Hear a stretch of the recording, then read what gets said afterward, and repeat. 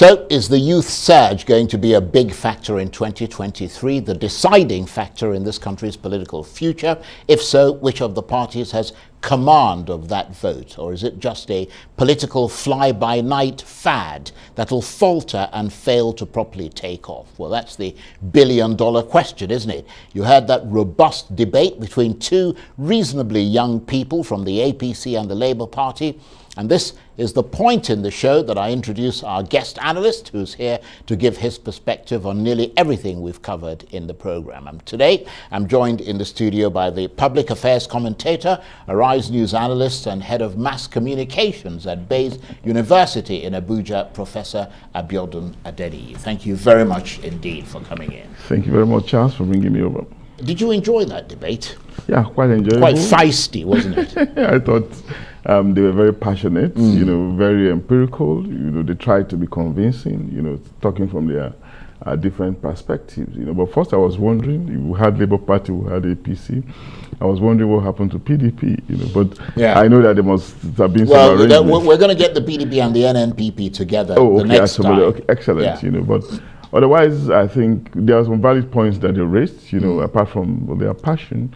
But I think some things actually struck me. One, is the fact that we need to realize, as a people, that the past of a person, or of a group, or of an association can only be instructive. It is not necessarily effective. What matters most of the time is the present, and this is in reference to one of them who was talking about people's past, that they were in one group or the other. Life is a process, and things happen over time and space, and of course, even the old book told us that, all things have passed away, and I'm a new creation. Oftentimes we become new creation, we rethink processes, we're able to change the narrative, maybe creating counter narratives. That's what reform is. That's right, and that's what it is. Yeah. So it's not really salutary if we judge people's present, by their past, So against that background, we need to be hopeful, looking into the future, by properly situating the present, And this is the first time that in the history of this country that we're having the duopoly of parties, of the political process being broken by an individual, Yeah, we're not necessarily supportive of that individual, but of course, it's a statement that he has made, and that's Peter Obi, that is. He has made a statement through the Labour Party, challenging the behemoth, the APC, the PDP. A major statement that people or other parties have also reckoned with. I think whatever happens at the end of the day is going to be an achievement on his part, and of course, it's going to define the future of our polity. But that's not also to say that the two other parties are not potent. They still remain very, very potent. The candidates of APC remains somebody who is outstanding in terms of strategy, ability, to control narrative, to change processes, open people's mind, chat, create discussions around his own patterns, his own particularities and peculiarities. And of course, the PDP candidate too, you can't toy with him, leveraging on structures and networks that he has built over the years, to assert himself as a candidate, of note. But against all this background, and the point we're making in this matrix is that against all this background, against the background of the potency of the PDP and the APC, we're having somebody tearing through the predominant narrative and changing it. That's Peter Obi, and of course expanding the political discussion, creating a new conversation for us, which makes the whole thing very, very interesting. And I'm sure going into the future, we're going to be seeing a more robust democracy, as the case could be.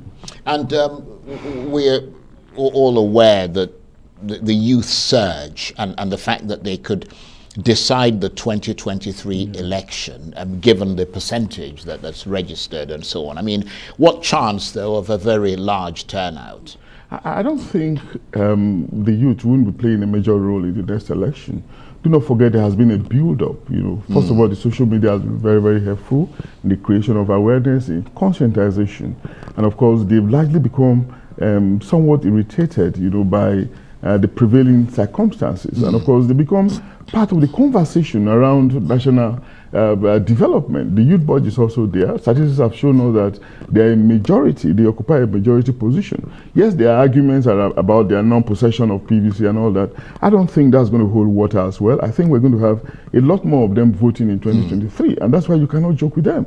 But again, there are arguments that they side one candidate more than the other, and we are seeing some other candidates also try to key into because I was going to ask you that both. I mean, you heard the two lads here, both of them claiming that they are the repository for the youth.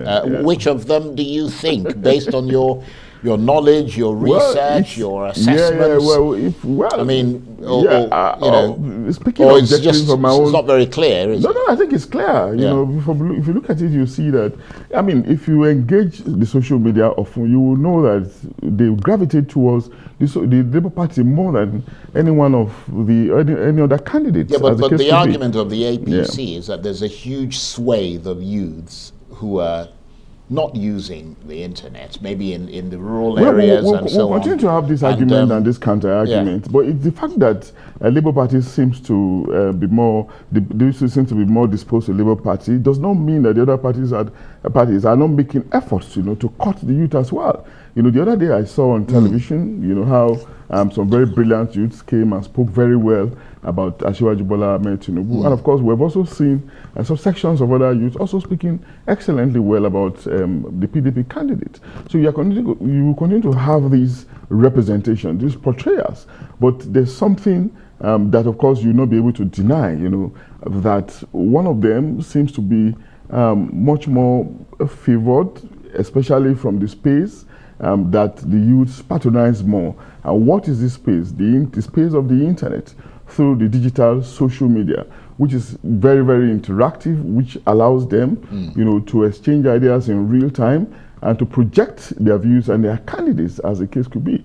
And of course, you can see this candidate too speaking to them much more often, believing that he has them rightly or wrongly. And you will not be we can't be surprised if at the end of the day, they vote for him more than they're going to vote for other candidates. Right. But again, it's not enough. It's not all enough for us to make a definitive pronouncement that this candidate is. Yeah, well, obviously we can't make a definitive of one demography or the other. It's not enough. But of course, these are things that look very realistic, that look very clear to us. But I mean, and of course, drawing a link, and we've got about a minute and a half left, drawing a link between the tone of that debate that you heard earlier, what's your overriding conclusion? Did either of them win you over?